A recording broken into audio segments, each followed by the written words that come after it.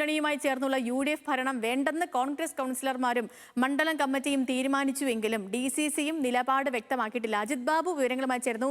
അജിത്തെ, ജില്ലാ കോൺഗ്രസ് നേതൃത്വം തുടരുന്ന മൗനത്തിന് അർത്ഥം എന്താണ്?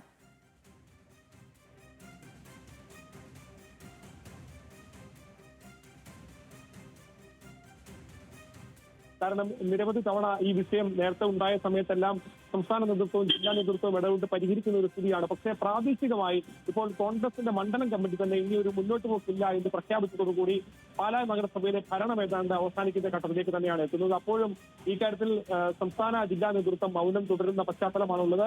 ഇനി ഈ കാര്യത്തിൽ വീണ്ടും ഒരു ചർച്ചയ്ക്കുള്ള സാധ്യതയുണ്ടോ എന്നുള്ള കാര്യം ഉൾപ്പെടെ പരിശോധിക്കുന്ന നിലയിലേക്കാണ് കാര്യങ്ങൾ എത്തുന്നത്. അതേസമയം കേരള കോൺഗ്രസിന്റെ നിലപാട് ഏതാണെങ്കിലും പാലായില് സ്വതന്ത്ര മുന്നണിയെ കൂട്ടുപിടിച്ചുകൊണ്ട് ഇത്തരത്തിലൊരു മുന്നോട്ട് പോകുന്ന സാഹചര്യം ഇല്ല എന്നുൾപ്പെടെയുള്ള കാര്യങ്ങളാണ് പറയുന്നത്. ഏതാണെങ്കിലും ആ കാര്യത്തിൽ ശക്തമായ നിലപാടിലേക്ക് ഉൾപ്പെടെ പോകുമെന്നുൾപ്പെടെയുള്ള കാര്യങ്ങൾ കൂടി പറയുന്നുണ്ട്. ഇത്തരത്തിൽ ഏറ്റവും എടുത്തു പറയേണ്ട മറ്റൊരു കാര്യം, ഇതിൽ പ്രധാനമായും കേരള കോൺഗ്രസുമായി ബന്ധപ്പെട്ട വിഷയങ്ങളുണ്ട്. നമ്മളിപ്പോൾ നിൽക്കുന്നത് പാലായിലെ ജോസ് കെ മാണിയുടെ വീട്ടിലാണ്. ഇപ്പൊ നഗരസഭയിലെ പ്രതിപക്ഷ നേതാവ് കൂടിയായിട്ടുള്ള ആളുകൾ ചേരുന്നുണ്ട്.